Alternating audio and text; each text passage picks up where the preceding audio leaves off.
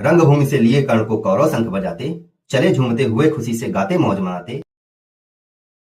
Hello दोस्तों, मैं विभव सिंह स्वागत करता हूं आपका अपने इस YouTube channel I am potential में और अपनी इस रश्मि रथी सीरीज में। तो चलिए आइए आज का श्लोक देखते हैं। रंगभूमि से लिए कर्ण को कौरव शंख बजाते, चले झूमते हुए खुशी से गाते मौज मनाते।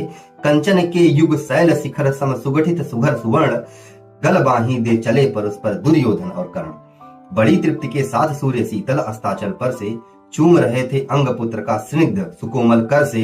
आज न था प्रिय उन्हें दिवस का समय सिद्ध अवसान, विरम गया क्षण एक क्षितिज पर गति रोक विमान। और हाय रनिवास चला जब वापस राजभवन को, सबके पीछे चली एक विकला मसोतती मन को। उजड़ गए हो स्वप्न की जैसे हार गई हो दांव, नहीं उठाते भी उठ पाते थे कुंती के पांव। तो आइए एक एक लाइन का अर्थ बताता हूँ। ये तब की बात है जब सब अपने अपने घर की ओर लौट रहे थे कि रंगभूमि से लिए कर्ण को कौरव शंख बजाते, चले झूमते हुए खुशी से गाते मौज मनाते। कि रंगभूमि से कौरव कर्ण को लेके शंख बजाते नाचते गाते हुए वापस जा रहे थे। कंचन के युग शैल शिखर सम सुगठित सुघर सुवर्ण। कंचन मतलब सोना, शैल शिखर मतलब होता है पर्वत का शिखर, सम सुगठित मतलब होता है कि सुडौल आकर्षक, सुघर सुवर्ण, सुघर मतलब होता है सुंदर, सुवर्ण मतलब होता है देखने में बहुत ही मनमोहक।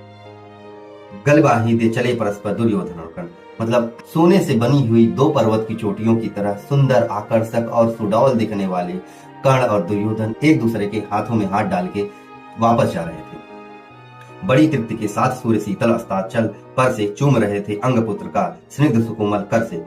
कर मतलब हाथ होता है, अस्ताचल मतलब होता है कि सूर्य जब अंत हो रहा है उस समय के स्थान को। कि बड़ी तृप्ति के साथ एकदम शांत स्वभाव से सूर्य देवता कर्ण को अपने सुंदर सुंदर और मनमोहक एकदम ठंडी किरणों से कर्ण के बदन को टच कर रहे थे, उसका स्पर्श कर रहे थे। आज न था प्रिय उन्हें दिवस का समय सिद्धि अवसान, विरम गया क्षण एक क्षितिज पर गति रोक विमान। ऐसा लग रहा था कि सूर्य के रथ की किरणें आज वापस जाने को मना कर रही हैं। वो चाहती हैं कि ये पल यहीं रुक जाए और यूं ही कर्ण को देखते रहे। और हाय रनिवास चला जब राजभवन को, और जब रनिवास रानियां और पटरानियां जो वहां पे थी, सारी महिलाओं की जो टोलियां थी वो वापस रनिवास को जा रही थी।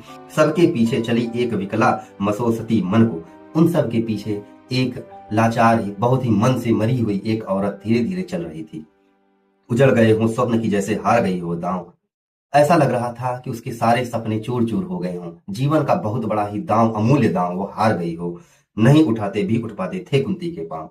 वो विकला कोई और नहीं कुंती थी, जिसके पांव उठाने से भी उठ नहीं रहे थे, इतने भारी हो गए थे, इतने भारी मन से वो धीरे धीरे चल रही थी। इसी के साथ प्रथम सर्ग समाप्त होता है। उम्मीद है कि ये वीडियो आपको पसंद